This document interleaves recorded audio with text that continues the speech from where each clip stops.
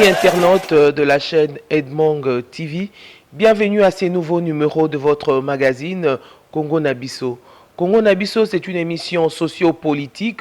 Tokoyamba ba o nyonso bazala masolo ya kobetela biso etali politique ou etali social ya ba congolais, mais lelo particulièrement toyambi moko oyo bato mingi bayebi na monde ya musique, mais kasi lelo toyambi na cadre ya politique parce que aza coordonnateur ya parti AVC oyo babegi autre vision pour le Congo. Il y a son excellence maître Didier Boudimbu, lui c'est Tony Bokito oyo mingi bayebi na kombo ya Chocho Bokito. Azali bongo coordonnateur ya parti AVC na niveau ya Benelux, c'est-à-dire Belgique, Luxembourg, na Hollande. Donc yende moto ko coordonner AVC na niveau. Alors lelo na tokobeta masolo etali politique. Tokobana na parcours na parce que bato mingi bayebaki Chocho Bokito na ndenge ya ba musicien, mais kasi lelo na casquette ya politique. Tokoluka ko beta masolo sur carrière, c'est-à-dire ndenge nini transformation et ça mi po ete Chocho Bokito alonga la musique à côté la politique pe toko beta masolo ya AVC, mais aussi toko commenter actualité politique ya République démocratique du Congo et aussi les activités de la première dame. Alors Naïbi était tozali durant la période ya fête, mais toko profiter peine de Chocho ko profiter pour na ko présenter ba venaï. Entre-temps, entrée de jeu, to banda déjà na motuna na biso ya liboso. Bonjour monsieur Tony Bokito. Bonjour madame Edwige Mungumba. Edmond. Chocho Bokito. Oui maman. Yeyo en personne. Cher en os. Bato mimba rotuna. Ah, mais Chocho Bokito a comme sous côté politique. To yeba ki na musique mais ndenge nini? Chocho, transformation de la musique à la politique. Chocho Bokito, comme vous venez de le dire, a toujours été un humaniste, c'est-à-dire quelqu'un qui aime évoluer aux côtés des gens. Je n'ai jamais été quelqu'un d'égoïste, je n'ai jamais été une ermite, j'ai toujours été quelqu'un qui a toujours vécu avec les gens. C'est-à-dire que musique, on attend dans la carte de musique, c'est parce que je suis un mécène, c'est-à-dire que les artistes, plusieurs, pas seulement ceux de ma génération qui peut-être, voilà, qui n'ont pas bénéficié de quelque chose de ma part, même les aînés. Chacun de ces artistes a toujours un souvenir avec moi. Dans la Zambuto, on a toujours soutenu ma musicien, on a soutenu Bango. Il y a peut-être dans le monde comme on a été depuis aujourd'hui 30 ans, parce que le premier album est en 1990, il y a qui n'est bougé. Tant où il y a Poto, voilà mon grand frère que je salue, souverain premier, Bina Dama, a dédicacé à la Poto. À l'époque, ils avaient avec Mbuto, avec Joe Bakali, mais l'école, on a vu ça. Il y a qui ne m'a pas bêté le monde à Poto. Et Bandawana. Et bon, aujourd'hui, c'est partout. Hein. Si bah, ok, jazz, ok, là partout. Voilà, c'est juste parce que j'aime la musique, voilà, au départ, et je suis quelqu'un qui aime soutenir. Mouto Abatou. Voilà. Et dans la politique, maintenant, c'est aussi partie de j'aime soutenir. Et j'aime être avec les gens, voilà. C'est la même base, au fait, hein, qui est... Toujours politique en côté par conviction ou bien par coïncidence, tu te dis ben lokola moninga langa ndeko yangai son excellence maître Didier Boudimbu asali parti AVC na kendata ko soutenir ye lokola déjà na sala combo na monde musique. Na monde de musique, voilà. Voilà, je pourrais dire que au début je n'étais pas chaud pour la politique. Parce que j'ai toujours trouvé que la politique était un jeu, et ça, jeu moi, mensonge, les aramingi, et que, bisous, tout la vérité, belé, tout ça mal barré. Mais, dans la monnaie de Konangaï que je salue, maître Didier Boudimbu, merveilleux à toi, c'est là que j'ai senti en moi une conviction que je devais entrer dans ce chemin. Parce qu'on dit, la Bible dit, tout ce qui n'est pas le fruit d'une conviction est un péché. C'est par conviction que je me suis engagé, corps et âme, en esprit, et intelligemment, mettant mes compétences et mes capacités pour nasunga ibanga to mabanga bandeko swachaki o ebengami autre vision du Congo. Ndeko Chocho, lelo parti politique AVC autre vision pour le Congo, aux coordonnateurs il y a AVC na niveau ya Benelux. nani moto commission cordon kaka yo moko po excellence abilo kwa moninga langa a coordonné na niveau ya Benelux et comment qu'il a ndenge ni po excellence a pesa yo confiance au maître Didier Boudimbo a pesa na niveau ya Benelux. Ok, la question est très bien posée. C'est-à-dire que, voilà, avant tout engagement n'a parti, Ndegolanga Didier Boudimbo à Solananga en 2016. Je me rappelle, avec Sanga Pelanda Goulenaka, avec Nanga Talan Ndego, biso de sali parti de ce mouvement politique. On a d'abord plus en tant qu'homme d'affaires. C'est vrai que quelque part, mon frère Didier, l'année sous Nzela mais à transmettre un message, je suis tellement convaincu que la côté AVC. Mais de 2016 à 2019, il faut dire la vérité, nous avons activité par rapport à Mambo, nous avons mais il y a des évolué, nous avons Mambo, si en 2019, nous avons remettre les sous et Sikamoro. Et tant qu'on a mon indégolanga, on a senti que c'était le moment où on a encore soutenu. Et on a parlé brièvement. Mon frère, j'ai eu l'intime conviction que c'est maintenant où on a fait soutenir dans la Nzela où sali na yebako pour idéologie dans la landi on peut dans temps quelque chose engagement le ngete to ya rapport na master tant à comprendre voilà de on a le balanga le mot abi je connais tes capacités phrase wana na robot salon na répéter en toi excellence un grand merci à toi phrase wana rassura abi je connais tes capacités. Je connais tes capacités. En gros, son excellence a sali qui conférence de presse na niveau ya poto casse salamité loko mokote. Est-ce qu'il y a là qui facile au convaincre qui bande ko combattant ndengeni poete batika son excellence Didier Boudimbo ba ko sala conférence na ena kimia. Pour en récapituler, dans la mélange, je connais tes capacités. Nego ya Kinshasa, à Bensinga, et puis à nommer officiellement. C'est une nomination officielle en tant que représentant du parti en Belgique au nom de Luxembourg et coordonnateur. Et voilà, investi dans la mission, on a ngai na noma ngamutu la désigné na noma pe na bandeko bazo composé fédération ya Belgique parce que voilà mboka na kolongwa le 12 janvier na sali travail à distance pour ngaza makasa travail à distance. J'ai travaillé avec eux dont des Godeli Kalala au na tiki présent pour travail à distance. J'ai quitté le 12 janvier et le 13 janvier bon, on va organiser déjà la première réunion. Nous avons fait une réunion qui a fait de l'impact dans les réseaux sociaux.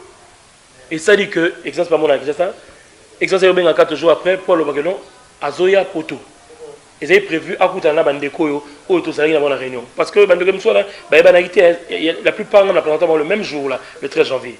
Les images sont là. Et, des lignes de ce gérant là, mais quand on donne des excès à Zoya, au lieu de ça, simple réunion à membres, tout n'y a tapé conférence de presse. Qu'est-ce que ça l'espoir? Mais en 2 semaines, Abinanga, tu sais déjà le logo tout, bah tu as osé rater. Bon 2 semaines, tu vas ici sur Bandeko wana. Fédération Belgique Bandeko Abidou. Bandeko tout va qui enthousiaste. Et pourtant, voilà, bah ça la politique t'es, on a convaincu bon par un discours social boya, besoin d'un projet, besoin d'un boya, bois derrière l'AVC qu'on permette de ça projet pour la politique, il y a Congo et bah partir mine na écoute ça ba UDPS même so dit ezali ezara déjà la bambiaka ba vieux ba uta Kinshasa en politique. Bon yo so battu ba ça la politique na vité.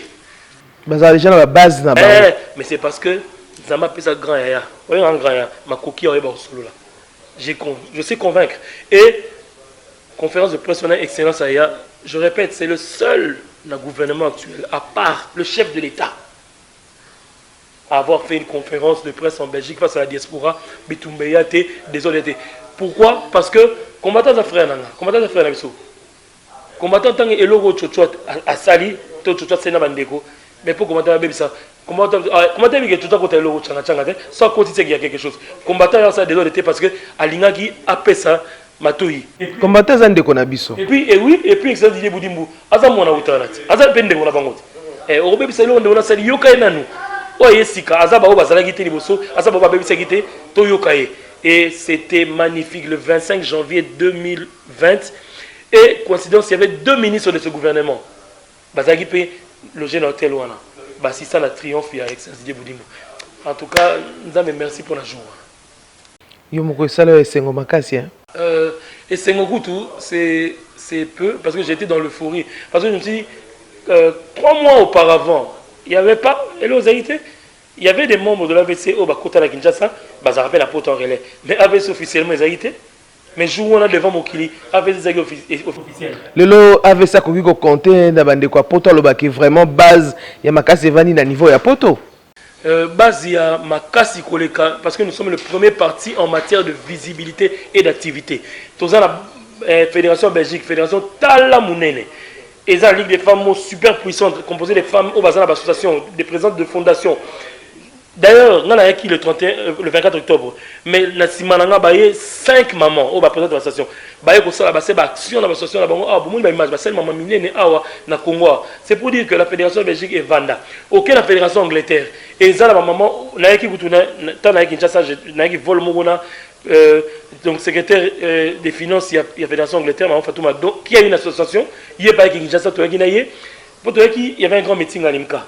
Donc to Guinaye secrétaire national soit parti, il est pas qui, M. Quentin, que je salue, il est pas qui, Mamouya parti. Donc, c'est-à-dire que Allemagne, Papa Léopold Makamona, Pablo Malala, ok, Canada, ok, ah, donc Jojo, cordon, il y a vu déjà, na moi, Mikolo, ça na AVC, na monio penza, Rio Ningisa Makasi, hein.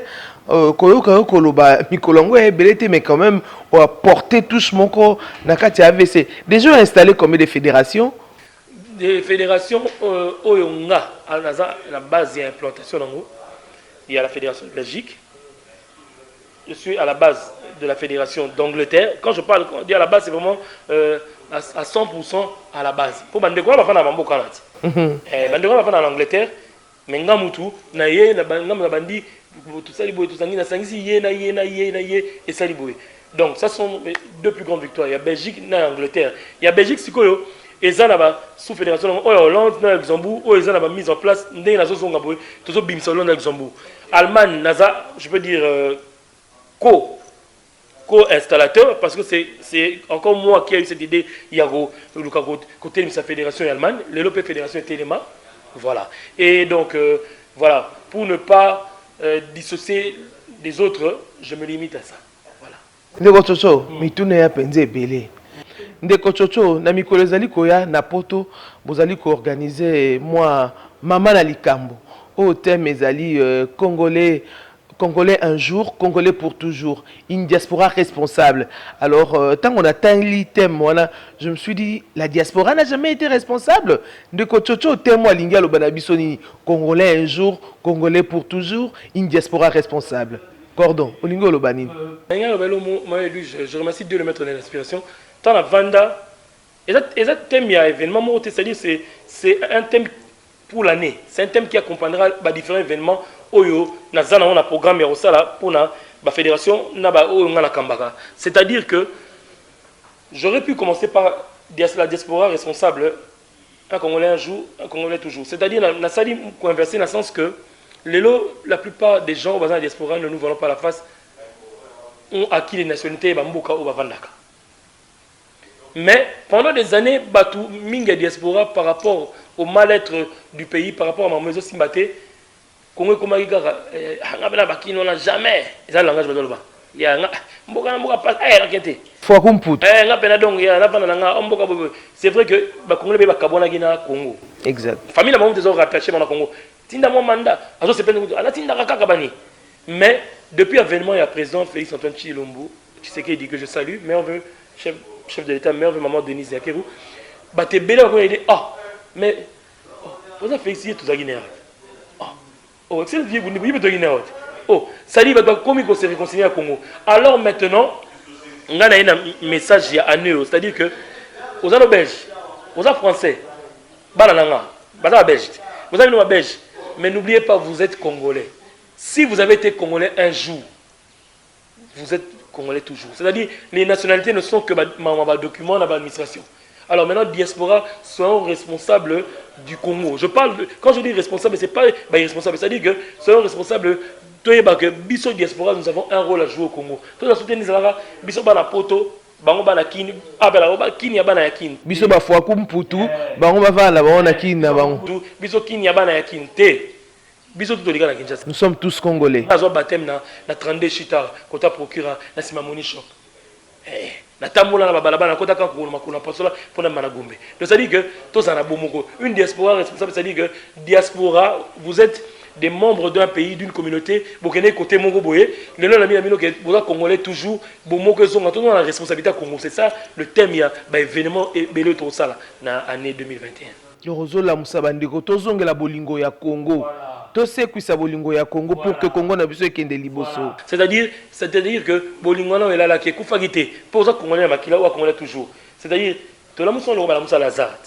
Il y a seulement le Mabi, à la Lipona, à la Moukapona Gloire Nzamé. Donc Congo peut et la Mouri, Fachi Béton. C'est-à-dire que n'a pas de déco dans la politique. Tu vois le discours de l'également.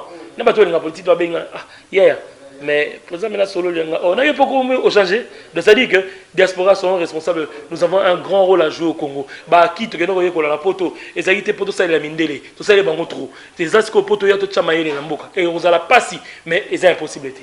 Bandeko tozonga to tombola ekolo. Président le bas déjà la bandela zonga mais tozonga changa changa te. Et pour oza ne sika za la te zonga ne. Tozonga changa changa te. To bongama poto ata tozonga ko vanda awate mais to bongama poto ko transmettre auto ekolaki pour la diaspora na dans une image péjorative mais il y a des intellos il y a des génies il y a des gens qui ont des capacités mo éluge au kondimate lelo yo Edmond ozana kina otangi mambo journalisme wana so ibo sangani na ndeko nanga par exemple Karine vous la zana il est pas un journaliste na ba caractère mino na ba mayele mino mbale mais Dieu a mis nos dégâts. Il y a quoi apporter l'eau au côté, à cause de la capacité de la matériel, au hier, aux la facilité, il y a aux terrain. Voilà. C'est ça que je veux, qu'il y ait union entre la diaspora et le Congo, qu'il y ait cette réconciliation des frères perdus de vue. Arona Moïse, Tamakutanaka, Toyebi Bama et Kabonakati. Ça c'est bien. Donc, tout est moi moqué avec c'est pour te rezonguer. Ok. Donc, tu as une situation politique Yamboka. Mikolo ozana Congo, pe okota la situation politique. Yo moko déjà ozana kati ya politique congolaise. Chef de l'État outi ko ça discours tout récemment devant les deux chambres. Président Alobi était soki akokai ko ça makabote parce que coalition na mandeko kangaye. Il reconnaît même Kazaki humilié. Mais lelo amoni trop c'est trop. Ah oui non, le peuple d'abord. Comment tu peux faire? Quel commentaire que tu peux faire par rapport il y a discours, il y a président de la République? Le discours du président de la République était un discours tant attendu.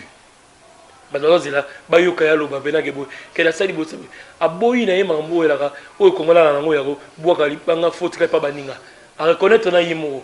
C'est-à-dire que na croire qu'il n'est pas au et simbité. Et simbité parce que nous avons la mauvaise volonté.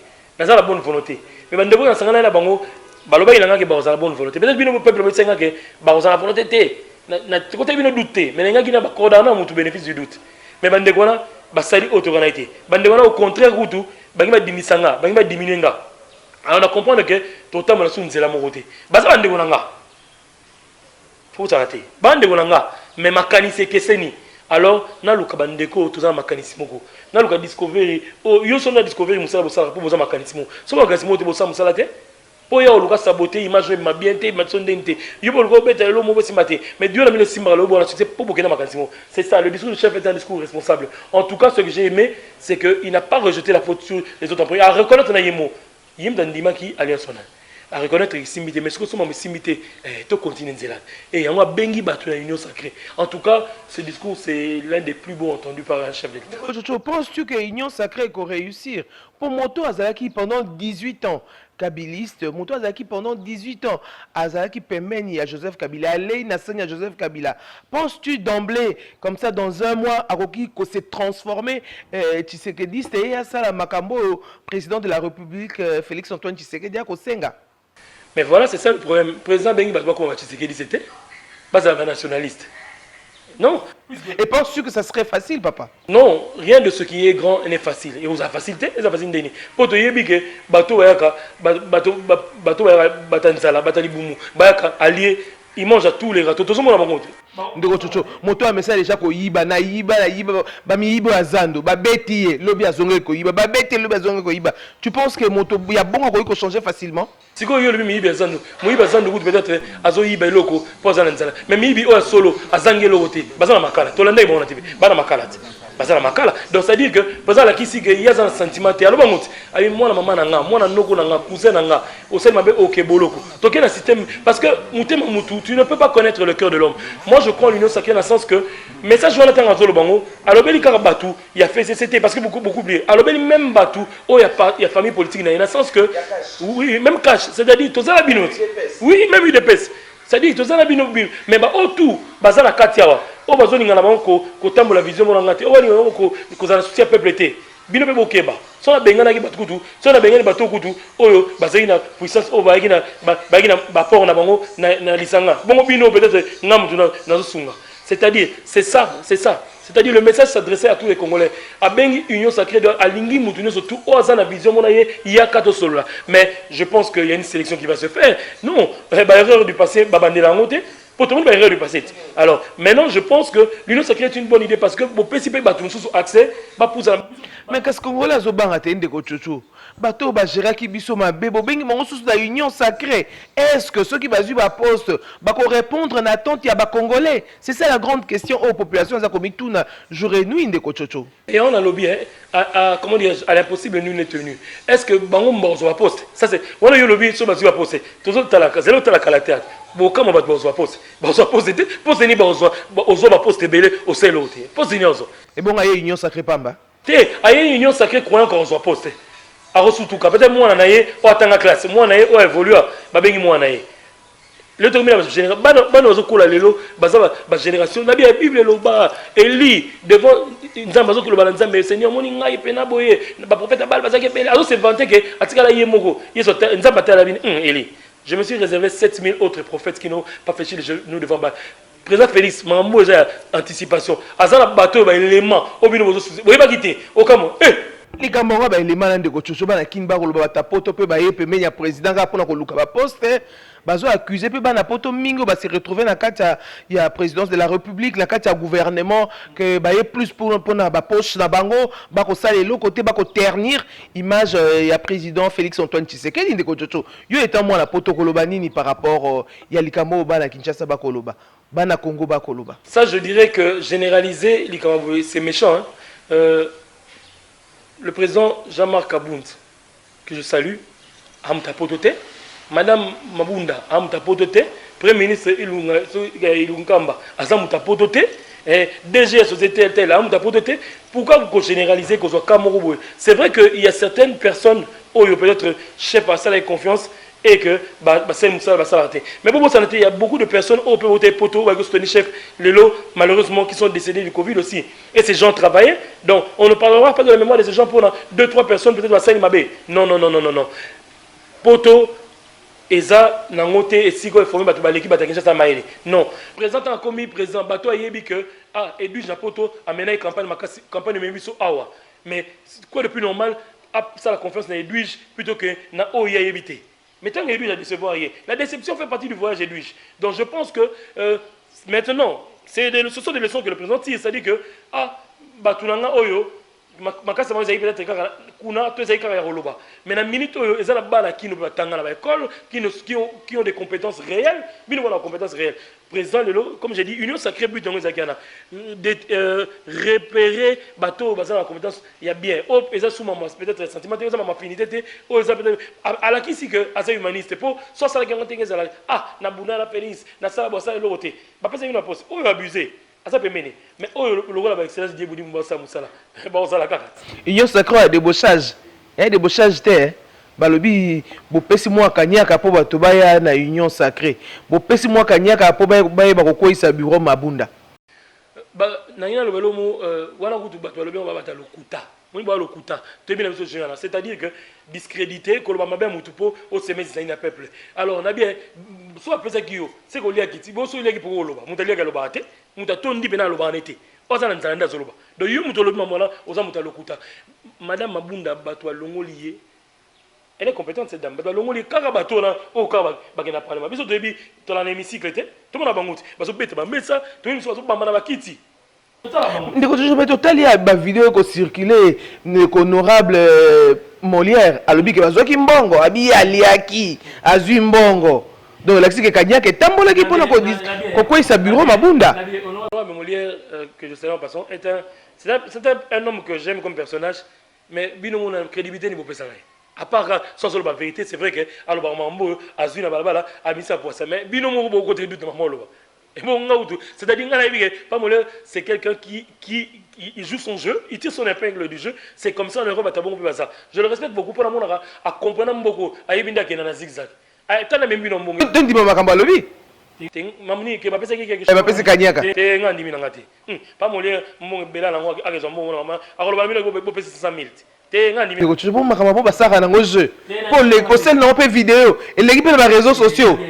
Na bien maman n'anga. Biso vana Congo za mboka mowe ezala pena boy biso to koli ota na catch pena boy grand prêtre dingwe pena boy alandi mutu mabini ti mutu mabeti bato kibi boy ay balinga na te menzone ba yeki nzela mo na camion babunda itende oza Congo ti eza Congo mboka elengi mboka elengi ba yepena nzela mo na camion ba kebe na kubuna na bandundu me tama komi kuna pour moi non zo pumbwa onde ula mona na kala eza Congo mboka elengi ya Congo, c'est à dire que voilà na bien. C'est vrai que le divertissement fait partie du décor, mais au moins le président Félix Tshisekedi dit Azar a tenté en fait ça va 1500 non, c'est-à-dire que d'abord tant que boy qui va juge ba nommer ba juge wana ba toi qui no siéger dans parlement et un peuple ba toi na o ba kende gana c'est-à-dire ba téléma na ba obligé c'est-à-dire que ba ya au moins peuple là li souté peuple téléma on a besoin peut-être parce que si ce président c'est yango et ko discréditer ya ko sala ngotéoti mama lokutako tous on la réalité yesolo wana dans la réalité, il se fait entendre un bruit qui annonce du changement. Restez connectés. 2 ans après, donc, tous le changement. 2 ans après, Congolais à Goliath. 2 ans après, on peut te le bien, gratuité, on peut tout comprendre. Mbutu, de Kochocho. Yo Kolobanini. Surtout que vous avez vraiment na katia boîte. Et si ka excellence Didier Boudimbo Azali, Azali vice-ministre PSP. Hein? Oui. Il y a un loba. Au moins, il y a un loba. Congolais aliaté. Même si aujourd'hui, cantine, il y y aura toujours des manquants parce que les Congolais ont un esprit à rejoindre, allié à pas Kundi sous la Pémeni. C'est vrai que le chef Alobango, en 2 ans, a dit on ne peut pas tout changer, mais nous poserons. C'est peut-être même pas lui qui va continuer Moussalao. Pour tant de temps, à Rolongwa. Or, il y a Sima à continuer Moussala. Mais c'est un chantier énorme. Président José Kabila Outa Kolongwa. La base de discours que à ça toi changer la mentalité, il y a Congolais, ça dit que mais c'est le problème du Congolais c'est profond. Mais moi je sais que en posant les bonnes bases, même si on Ndaku et que fondation Zamabe Edmond, mais Ndaku atabu tongi moulay et roté ngamat. Mais ceux qui vont rebouquer ngo, bobani la base. Et on sait les manango, nous croyons, tout ça il y a bragalabra, changement bragalabra simbate, bragalabra ça moins magique. Mais petit à petit, qui va bien nous passer, on a des amants mais ça dit que tout est malin, mais tout est bon. Et puis par rapport à la gratuité enseignement, aujourd'hui, ne nous voilons pas la face. Ne nous voilons pas la face. Il y a 85% des enfants au bazar qui ne classent pas comment autant à l'élo. Tout le monde a été pour qu'on ça passe, c'est énorme. Ça dit l'élo, nous avons qu'il y a la gratuité, mais ceux qui ont installation, tout l'école les a adéquates. C'est ça le problème. Côté monsieur remarqué que gratuité on doit parce que mon oui bazon il classe mais kasi yango bato balobi que président kendaki vite en besogne parce que tant qu'il fallait nanu alukasa nanu le grand travail sur terrain, c'est-à-dire qu'on répertorier toutes les écoles à l'État parce que quelques écoles à l'État ils allaient les spolier. Ceux qui ont allé à l'école moko ya la na gare centrale Athénée de la gare et à la sous Tekufa. Si le président est gratuité. Il n'a pas été vite en besogne. Vite en besogne. Il fallait qu'on tonga nanu. À cas urgent, mesure urgente. C'est-à-dire que quand on a par exemple 4 ans maman est simbate. C'est-à-dire que Babylone est tongama. Ceux qui peuvent ndeko na biso wana te. Ba ndeko na biso na oyo mambu mo bimie belé, bozui mo ngoboli. Mais ndebilo est tongama. Et tout ça s'appelle logique. C'est-à-dire que Mouta a une idée, bino, bozo saboter ma monnaie, sala, et puis après bozo soutenir ma messie. Président a le discours nabaki a fouiné dans les passés. Si vous avez comme c'est sous makambo, de biso moko, de beaucoup comme local sous makambo, soit de kochocho. Beaucoup motel sous sima. C'est un temps pour fouiner dans le passé, c'est autre chose. Batouana oyo, baké bolo baza dans le passé, baza bato, bayen zélément la président. Oyo bato ba wa ko tonga ba mi l'école wana. Ngazo ba na ba to na bi ba mbongo mo yo to bi maboye e belé o to ba montant et ningisa biso et c'est quand depuis président Komage et ça qui a pas été tout le monde moto ko mesure tala dollar ba brique à dollar de mona mwana voilà de moni mutu et c'est quand attend président comme président et ça qui a pas été tant qu'on va finir le passé il n'a pas dit que les gens seront punis parce que c'est pas le président qui punit c'est la loi qui va punir les gens c'est-à-dire oui la justice va punir les gens c'est pas le président qui punit le président c'est un individu c'est une institution mais il y a tout une constitution et qu'on punit tout. Il y a le bien sens que c'est-à-dire que bon longolanga esprit musala na sala tepo bokanga iskamo zongana nokuna kenoko lukabango te na sana mon sala et ça la texte mutonga un jour hôtel ma côté mo boye oye ba monsieur meyo avant au 4 saboué aux ans l'homme aux années 2000 ah mais on les a président on les a de justice c'est la justice. La personne Tshisekedi dit non. La personne Tshisekedi est en train d'instaurer un état de droit, est en train de remettre des juges compétents et des juges fiables, est en train de voilà, parce que, et c'est moi qui déboulonné dans la musique. Quand on parle de déboulonner, c'est qu'il y avait des boulons. Et un boulon est solide. Boulon, encore boulon, c'est que rouillé, c'est que l'ongolango, et qu'on boucle un peu clair. Le boulon, on va remplir mon miné. Alors, il vise, il a plus qu'une vis. Il y a beaucoup. Par exemple, à Tamoula la balabala, alimenter le maman de l'IDPS. Par exemple, Tamoula la bangote. Après, tu vas pas filmer la bangote. C'est-à-dire que, là, je pense que, topé ça y est, tawana. À cause de ça, il y a un peu de biseau, tu as dit que musique diaspora, tu as dit que na biseau, na biseau, beaucoup. Tu veux soutenir Félix Tshisekedi qui est notre frère. Voilà, c'est notre frère et c'est notre président. Na mi to à Longandeti frère à sa président à sa président na yo à président Discovery sa président so azapen de kona biso te à sa frère na biso mais so que na mon frère a pour bino botakine poto non te siko na mi to na ta mo konzi mboka on ti ba che challenge pachi on ta mo ba ki ah ngaye ou mais la président non mais j'aime ce monsieur parce que il est venu avec des petits pas bah doit minimiser. À moi ça va vague, on va comprendre. Mais finalement, à se déstabiliser partout. Non. Même moi, j'ai été bluffé. Hein. Pour moi, ce chef maintenant, parti à ce bête, maintenant, ce qui est bien. Nous avons ma canisse à Moutou. Hier, moi, il bien. Mais je tenté avant trop. Oh, bah, qui va baramuta, batami à l'équipe na maïli. Na comprendre l'expression là, mais na moni, je correspondre.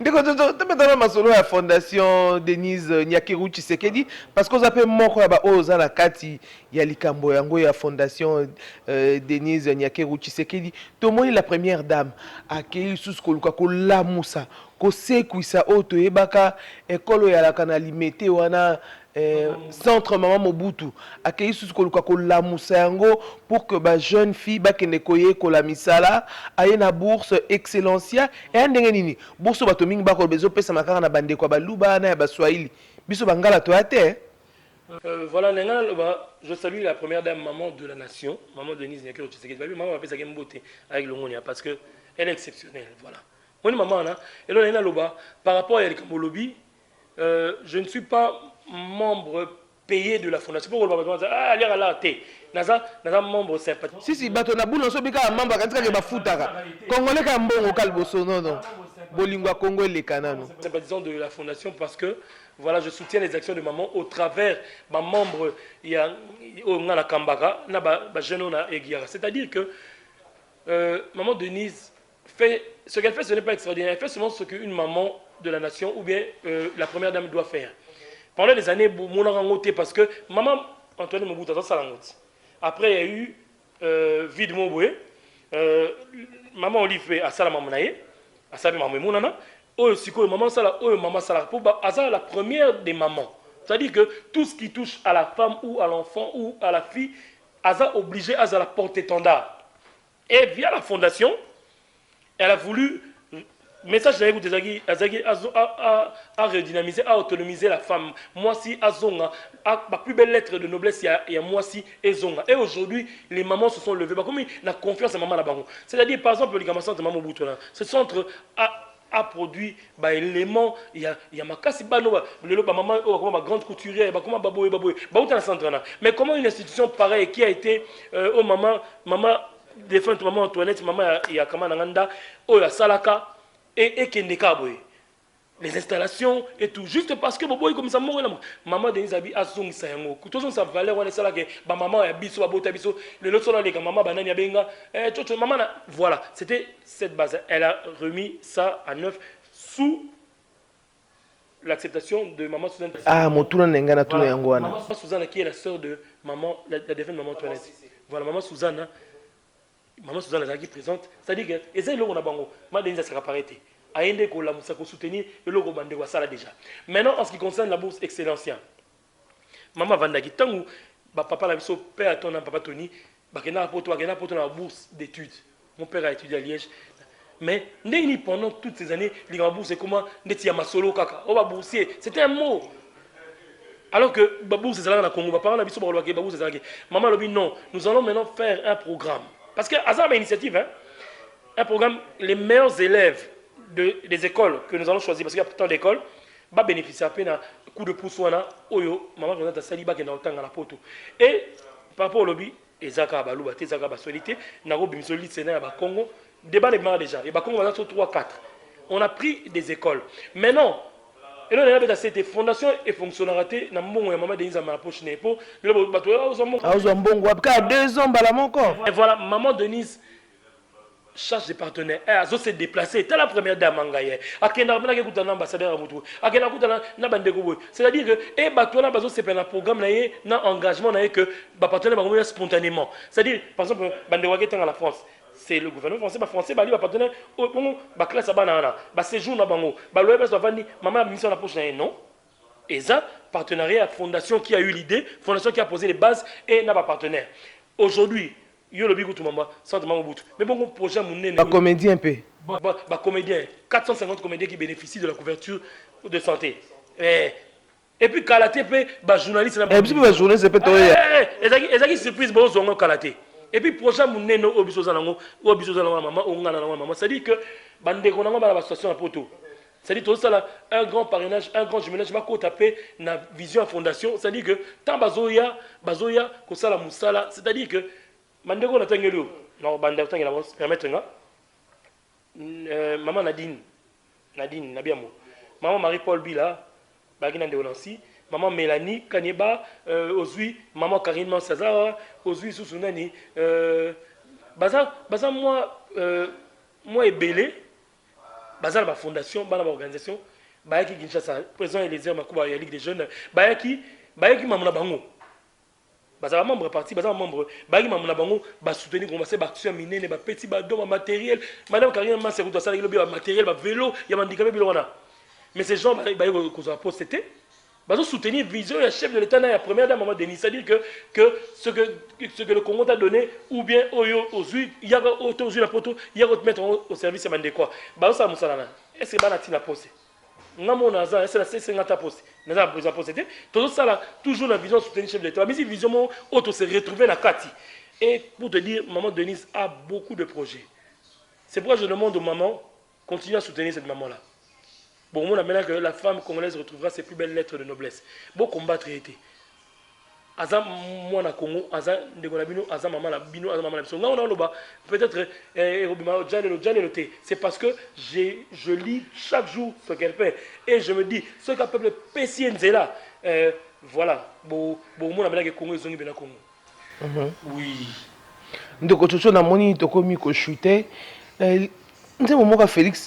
Félix Oazé quoi Elingala mutu que demande le peuple azo sengani kolia kolata santé quel est hein et on de peuple azo senga peuple a espéré na ngona Félix Antoine Tshisekedi notre frère notre président de la République. Le peuple demande une vie sociale décente, c'est-à-dire que mutata za million té on n'a pas tout à pauvre balite n'a pas tout à batrapo là dans zali classe pour kasi c'est-à-dire respectant ma norme ezali mais quand ça peut pas fêter pour bakaye ba bilo tous sur 400 500 moi je suis parent mais au moins quelqu'un peut aller à l'hôpital ba soigner à fouti après et c'est ce que le peuple demande une vie sociale décente tout comme mboka couverture santé ngonde mama na likambo de kochocho na ba hôpital comment qu'il faut za na mbongo so za mbongo te ba simba ote ça me choque toujours mais je comprends ba médecin là ba tebele Bisous, ma maman et mon c'est le serment d'Hippocrate. Non, c'est même pas ça. C'est même pas ça. Oui, c'est vrai. Mais à cause de ça, c'est serment d'Hippocrate, on a à 2, 3, mais soit ça, on a 30 personnes, il n'y a pas orienté. Donc, quelque part, il faut que assurer, n'a pas médecin, n'a pas patient, couverture, on a ezala que moutaki hôpital père, alors qu'il est malade des yeux, soigner, après, faut après. Et je pense, sincèrement, ça je le dis, je pense sincèrement, vous savez, moi, ce qu'on a le président, c'est tout un processus. Et comme ça, il m'a passé sa vision. Il y a mon président qui a dit que tant qu'il est à l'hôpital, il va être prêt.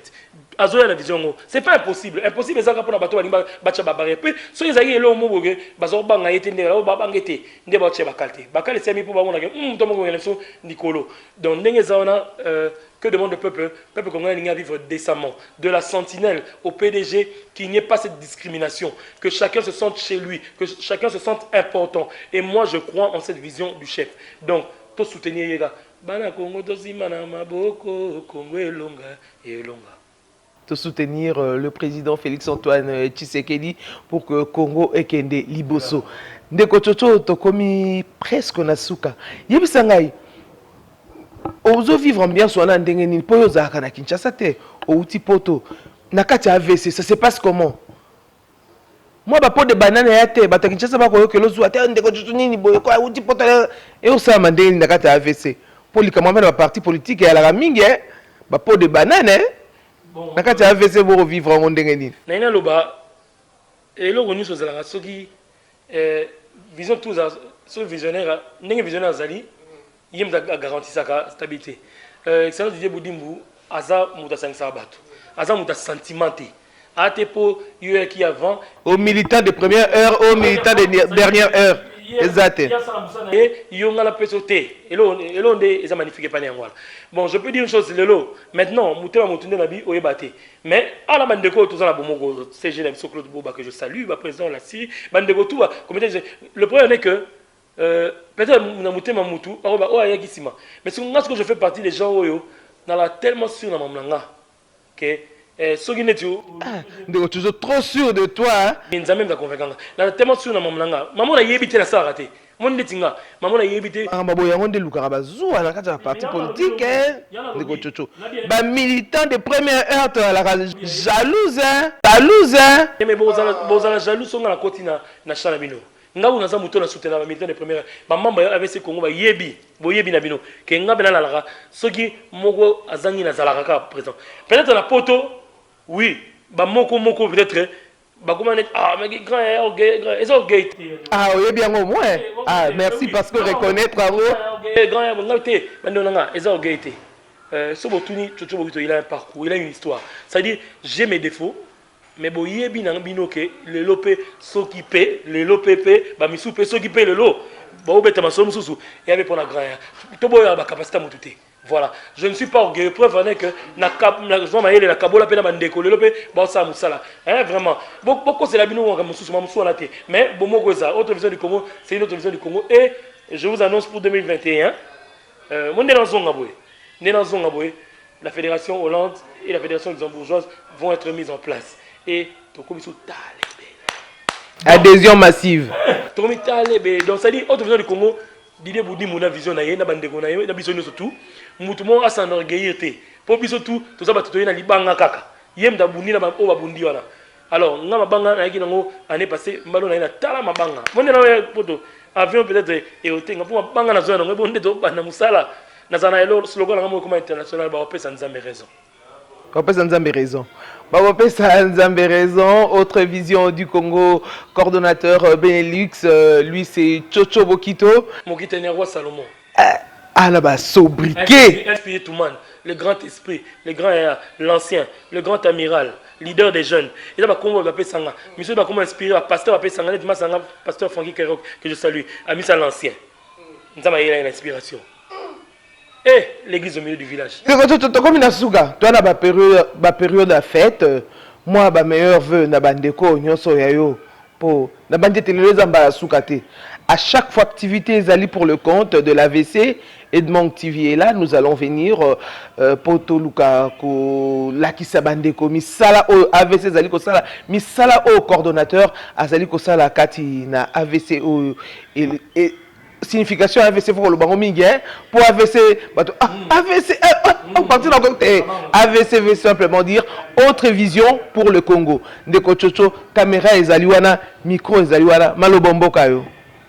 Voilà, peuple congolais, compatriotes, frères et sœurs, camarades de l'AVC, voilà, nous avons connu une année très difficile, année douloureuse. Nous avons perdu beaucoup de nos frères et sœurs. Année aussi la maladie Zagaka, le mal est encore présent. Mais nous avons espoir que dans les jours à venir, on va retrouver solution ou vaccin. Voilà, je voulais vous souhaiter une excellente fin d'année. C'est peut-être péjoratif pour certains, mais cela vient du fond de mon cœur. C'est-à-dire que nous avons qui a bandé souka. Si on ne bandé pas, c'est qui na souka et sengo et zonga katabino. Meilleur vœu que l'année 2021 soit une année de référence, une année de correction, une année de restauration, une année de restructuration. Je présente mes vœux les plus sincères au couple présidentiel, au président de la République, Papa Félix Antoine Tshisekedi Tshilombo, à sa famille biologique et à la première dame, maman Denise Nyakeru Tshisekedi et sa famille biologique, ainsi qu'à l'excellence Didier Boudimbu Tubwanga et toute sa famille biologique. Je présente aussi mes voeux à toute la grande famille de l'autre vision du Congo parce que ça, comment ADN. Je présente mes voeux à toute la fédération belgique ainsi qu'à toutes les fédérations de l'autre vision du Congo, Benelux, toutes les fédérations confondues. Je présente mes voeux à mes amis, mes frères, les amis de Chocho Bokito, mon association, ma maman Marie-Mat, mes enfants Danieli, David, Orlina, Emilien, mes neveux Cameron, Jason, Marlon ainsi que tout le monde, mes sœurs Cynthia Dodi, Nancy, mon frère Terry, mes inséparables, mes incontournables, Velva, Gake Debo, Gisèle, Eni, Dada Kambaji, Bob Kuba double Rolex, Mathéo, Luc Nyangé, toutes les personnes qui me soutiennent. Pamela Kalaki, bino tout, ABC autour de la Naza hypocrite, la personne va faire la tout. Mais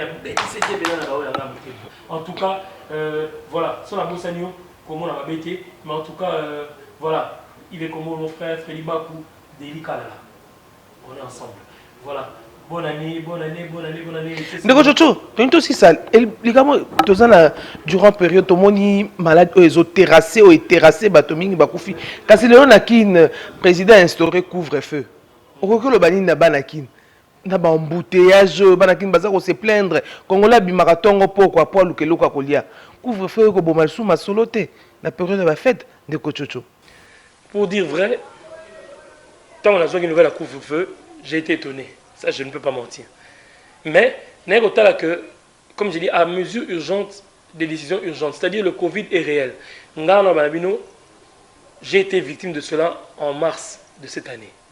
Et au moment où je parle, j'ai 4 amis qui sont hospitalisés. Donc, le Covid, sur le Covid, ils sont vraiment réels. Ils sont réels, ils sont fictifs. Malgré ça, tout ça, concernant on a pas dit que respecté. Je pense que ce chef d'idée draconienne, c'était parce que c'était un cas urgent.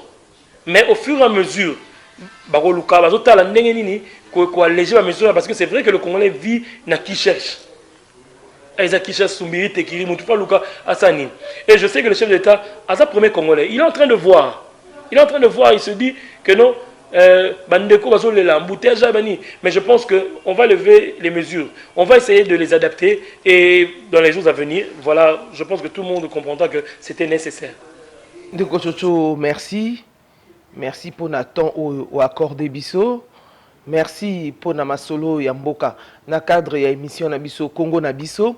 To solo li lelo na ndeko coordonnateur ya parti AVC ou Elin Koloba, autre vision pour le Congo, ndeko Tony Bokito, Oemingi Bato Baebi na Kombo ya Chocho Bokito, le grand cordon, yende a beteli biso to bani moi moke parcours na ye poto ba transformation na ye de la musique à la politique et salami ndenge nini mais aussi to commenter actualité politique alobeli pe misala ya première dame et Edmond TV ezali wana pondabino.